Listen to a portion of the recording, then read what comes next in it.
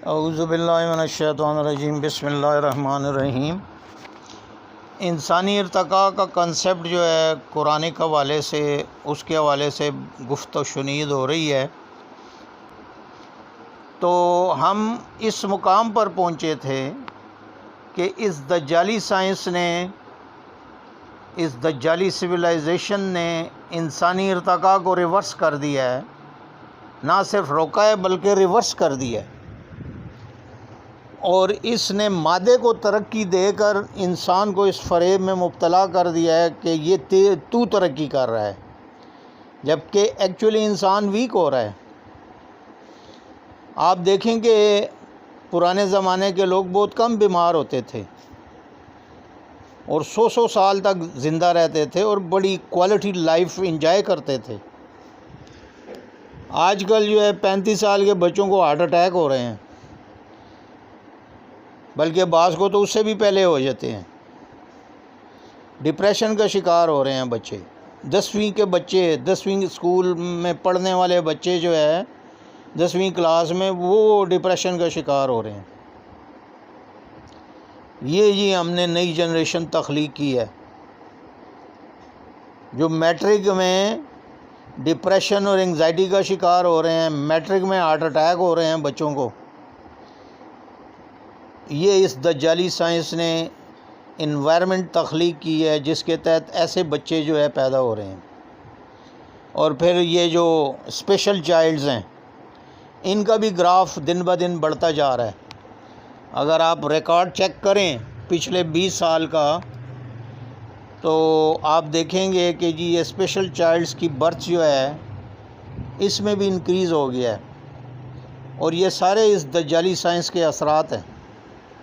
جو انسانیت پر مرتب ہو رہے ہیں۔ وہ جو میں نے کہا نا کہ مور دین 50 ڈائمینشن سے یہ انسانیت کو تباہی کی طرف لے کے جا رہی ہے، اور عورت اور مرد دونوں کے ارتقاء کو اس نے نہ صرف روکا ہے بلکہ ریورس کر رہا ہے۔ عورت نزاکتوں کی بجائے سختیوں کی طرف جا رہی ہے، یعنی اس میں وہ نسوانیت ہی ختم ہو گئی ہے، وہ عورت لگتی نہیں ہے، کوئی اٹریکشن ہی فیل نہیں ہوتی اس میں عورت والی،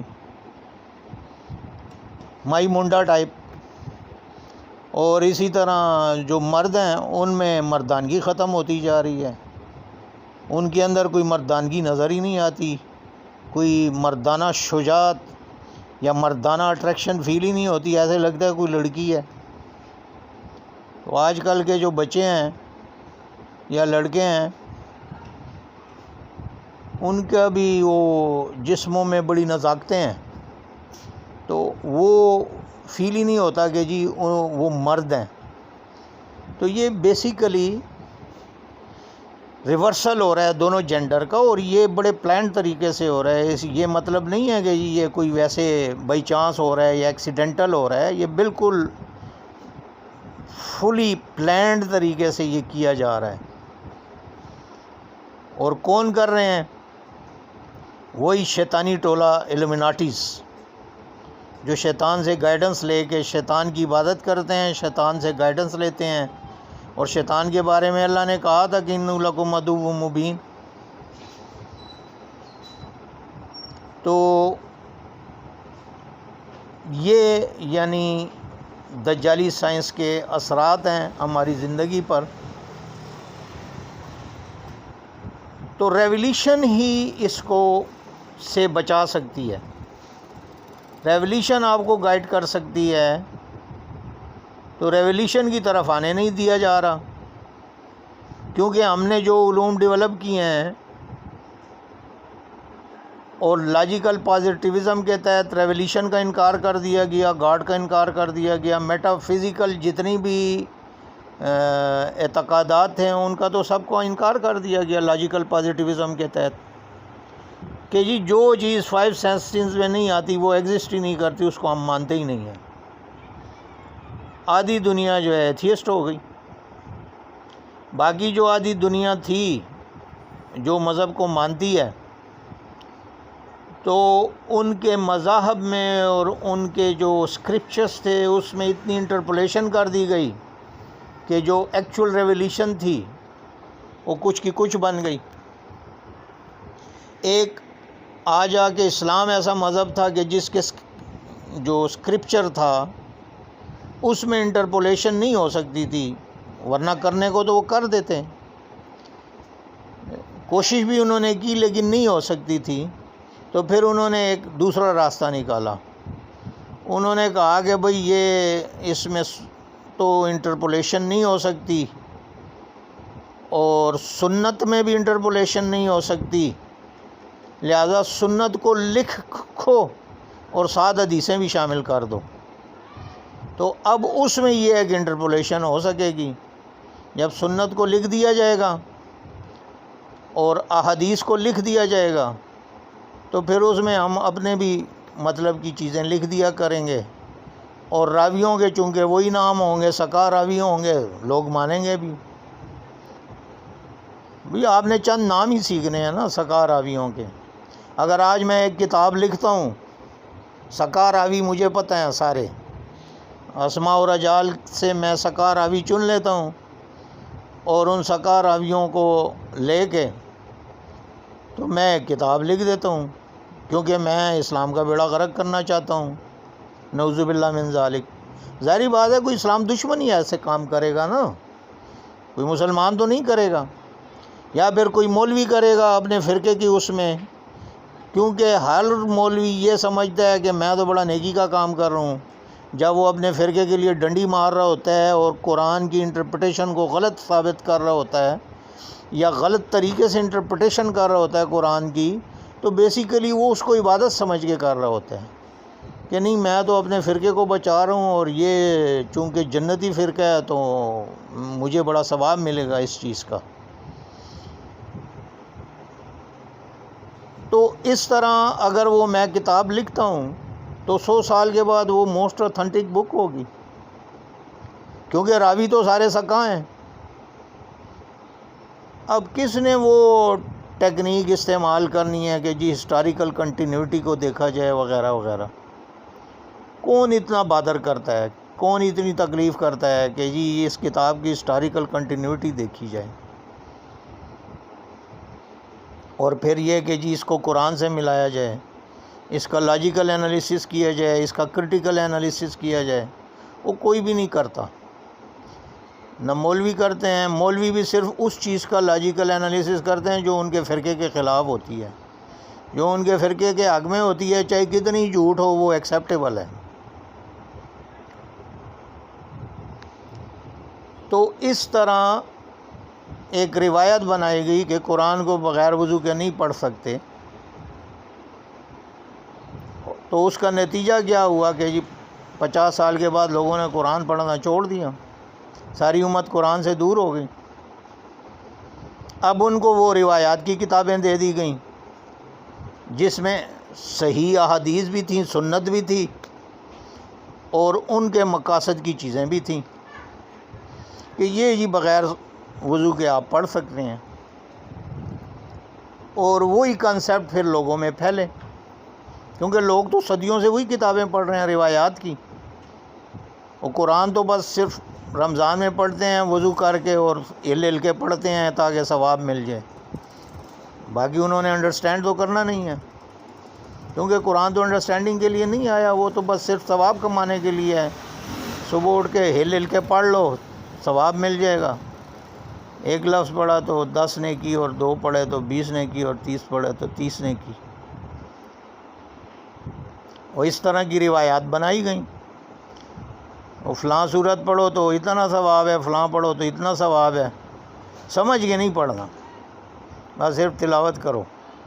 میں یہ نہیں کہتا ہوں کہ ثواب نہیں ہے، بالکل ثواب ہے، قرآن تو کتاب ہی ایسی معجزانہ ہے کہ اس کو بغیر سمجھے بھی پڑھیں گے تو ثواب تو ملے گا، لیکن وہ دین کا مقصد اس سے حل نہیں ہوتا نا، اچیو نہیں ہوتا۔ تو اگر آپ سمجھ کے پڑھیں گے تو پھر وہ دین کے مقاصد اچیو ہوتے ہیں، یعنی وہ جو انسانی ارتقاء کا جو تصور ہے مذہب نے دیا ہے وہ پھر ارتقاء مینیفیسٹ ہونا شروع ہو جاتا ہے۔ تو اسی طرح ایک اور ڈائمنشن جو قرآن نے دی ہے ارتقاء کے حوالے سے، انسانی ارتقاء کے حوالے سے، وہ ہے انسانی نفس کا ارتقا، یعنی نفس کے حوالے سے بات کی گئی ہے۔ تو پہلا ہے نفس امارہ، یعنی انسان جب ابتدائی سٹیج میں ہوتا ہے ارتقاء کی، تو وہ نفس امارہ کی سٹیج میں ہوتا ہے، جس کا ذکر جو ہے سورہ یوسف کی آیت نمبر 53 میں کیا گیا ہے کہ وما ابرئ نفسی ان النفس لامارۃ بالسوء الا ما رحم ربی ان ربی غفور الرحیم۔ اور نہیں برات کر رہا ہوں میں اپنے نفس کی بھی، بے شک نفس تو ضرور اکساتا ہے بدی پر، الا یہ کہ کسی پر رحمت ہو میرے رب کی، بے شک میرا رب ہے بہت معاف کرنے والا اور رحم کرنے والا۔ تو پہلی سٹیج نفس کی ہے بدی کی طرف رغبت،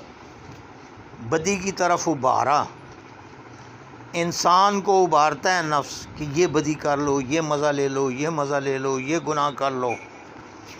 تو یہ ہے پہلی سٹیج، نفس امارہ کی سٹیج ہے،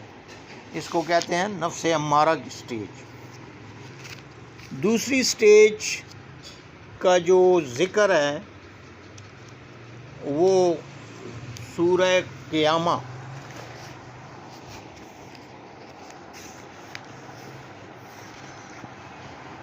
وہ جو ہے سورہ قیامہ میں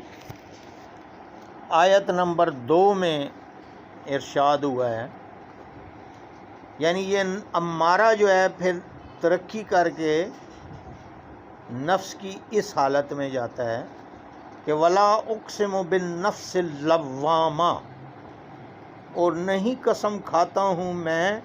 ملامت کرنے والے نفس کی۔ یعنی جب نفس امارہ کی سٹیج سے امارہ وہ ہے کہ جہاں وہ گناہوں پہ ابھارتا ہے، اب نفس میں ترقی ہوتی ہے ریولیوشن کے ذریعے، اس میں تقوی و طہارت آتی ہے، ریولیوشن کو سٹڈی کرتا ہے، تو اب جو ہے نفس لوامہ بن جاتا ہے، اس کو ملامت کرنے لگتا ہے کہ یار یہ کام تو نے غلط کیا ہے، کیونکہ جب تک غلط اور صحیح کا تصور اور کسوٹی نہیں ہوگی نفس کے پاس تو کیسے ملامت کر سکتا ہے؟ لہٰذا وہ کسوٹی جو ہے وہ ریولیوشن ہے۔ تو اب ریولیوشن نفس کو بتاتی ہے کہ یہ صحیح ہے اور یہ غلط ہے۔ اگر نفس خود صحیح اور غلط کا وہ کرے گا، ڈیسیجن کرے گا، انسان اپنی عقل سے ڈیسیجن کرے گا، تو وہ امارہ پہ ہی رہے گا، لوامہ پہ آ ہی نہیں سکتا۔ اب ریولیوشن اس کو بتاتی ہے کہ یہ صحیح ہے اور یہ غلط ہے، لہٰذا وہ ترقی کر کے لوامہ کی سٹیج پہ آ جاتا ہے۔ اور اس سے آگے پھر نفس کی جو ہے تیسری سٹیج ہے، جس کو کہتے ہیں مطمئنہ، یعنی نفس مطمئنہ، جس کا ذکر جو ہے سورہ فجر کی آیت نمبر 27 میں ہوتا ہے، یا ایتھا النفس المطمئنہ ارجعی الی ربک راضیۃ مرضیہ، اے نفس مطمئنہ واپس لوٹ اپنے رب کی طرف، تو اس سے راضی اور وہ تجھ سے راضی، فادخلی فی عبادی، پھر شامل ہو جا میرے خاص بندوں میں، وادخلی جنتی، اور داخل ہو جا میری جنت میں۔ تو اب نفس جب آگے بڑھتا ہے، ترقی کرتا ہے، ارتقاء کرتا ہے، تو وہ ریولیوشن کے اوپر چلنا شروع ہو جاتا ہے، اور ریولیوشن سے اس کی ہم آہنگی بن جاتی ہے، یعنی وہ اپنے رب کی جو گائیڈنس ہے اس سے راضی ہو جاتا ہے اور بالکل عین اس کے مطابق چلنا شروع کر دیتا ہے، اور اس کو کوئی وہ لوامہ والی نہیں، امارہ والی کیفیت فیل نہیں ہوتی، یعنی وہ امارہ کو پوری طرح کنکر کر لیتا ہے۔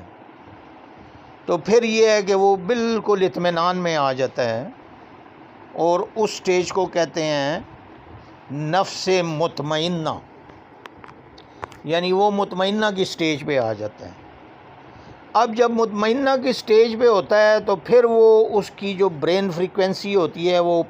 پرماننٹ الفا میں آ جاتی ہے،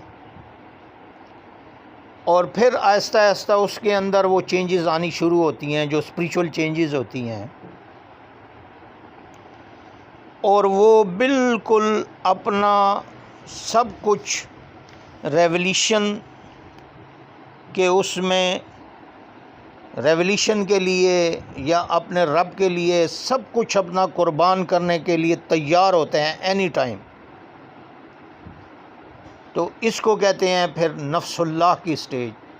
یعنی نفس مطمئنہ سے اٹھ کے نفس اللہ کی سٹیج پہ آ جاتا ہے، جس کا ذکر جو ہے سورہ بقرہ کی آیت نمبر 207 میں کیا گیا ہے، وَمِنَ النَّاسِ مَن يَشْرِي نَفْسَهُ ابْتِغَاءَ مَرْضَاتِ اللَّهِ وَاللَّهُ رَءُوفٌ بِالْعِبَادِ، اور انسانوں میں وہ ہے جو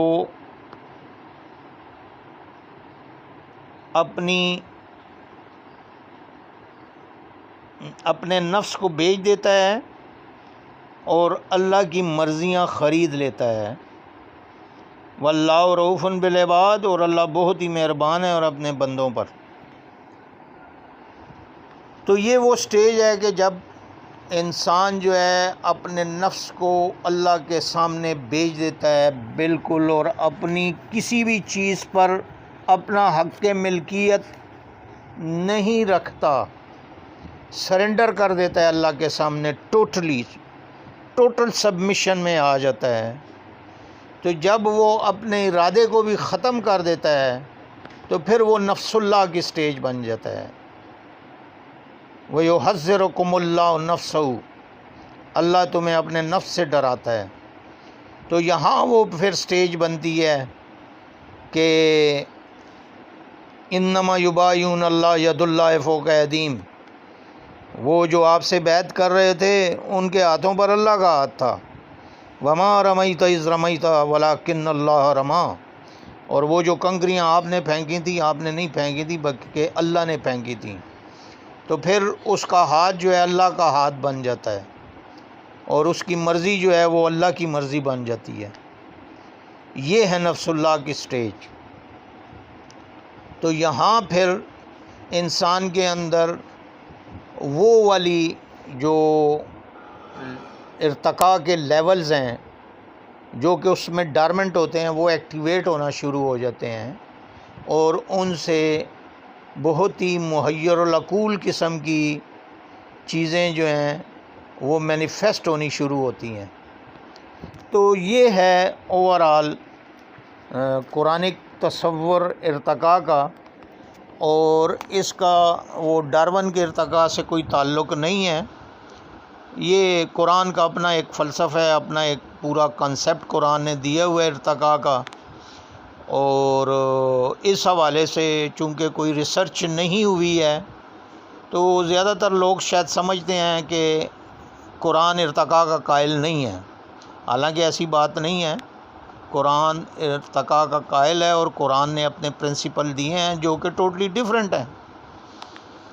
لیکن ہمارا تو مسئلہ یہ ہے نا کہ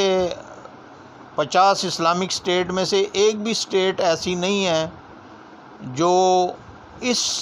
قرآنک سائنس کے لیے ایلوکیشن کرے، اور اس کے حوالے سے جو ہے پھر اس کے بیسک پاسچولیٹس لے کے ایک قرآنک سائنس ڈیولپ کرے اس دجالی سائنس کے مقابلے میں۔ اگر کوئی ریسرچ ہو بھی رہی ہے تو وہ اس دجالی سائنس کی نقطہ نظر سے ہو رہی ہے، اور اس دجالی سائنس کے پاسچولیٹس کو ہی آگے بڑھایا جا رہا ہے۔ تو اور اس کی وجہ ظاہری بات ہے پاورٹی آف تھنکنگ ہے، یا poverty of understanding of revolution ہے، کہ ہم نے سمجھے ہی نہیں کہ یہ کتاب کیا کتاب ہے اور اس سے کیسے فائدہ اٹھایا جا سکتا ہے۔ تو یہ کتاب تو آئی تھی ہمیں ہر چیز میں گائیڈنس دینے کے لیے، لیکن ہم نے صرف اس کو ثواب کے لیے رکھ لیا اور یہی ہماری تباہی کا سبب بنا۔ اللہ ہمیں اس کو سمجھنے کی توفیق عطا کرے اور ہمیں اگلی ارتقائی منازل کے لیے پریپریشن کی توفیق بھی عطا کرے، سمجھ بوجھ بھی عطا کرے اور عمل کا جذبہ بھی عطا کرے۔